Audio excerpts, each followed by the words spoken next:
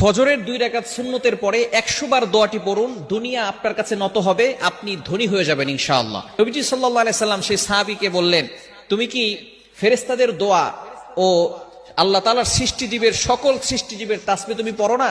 তখন নবীজি সাল্লাল্লাহু আলাইহি সাল্লাম এই দোয়াটা সেই সাহাবীকে শিক্ষা দিলেন। এই সাহাবী সেখান থেকে চলে গেলেন। চলে যাওয়ার পরে কিছুদিন তিনি আসলেন।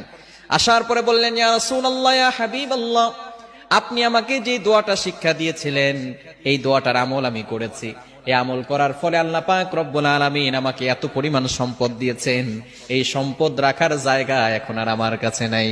চমৎকার একটি দোয়া হচ্ছে সুবহানাল্লাহি ওয়া বিহামদিহি সুবহানাল্লাহিল আযীম আস্তাগফিরুল্লাহ, সুবহানাল্লাহি ওয়া বিহামদিহি সুবহানাল্লাহিল আযীম আস্তাগফিরুল্লাহ। কখন পড়বে?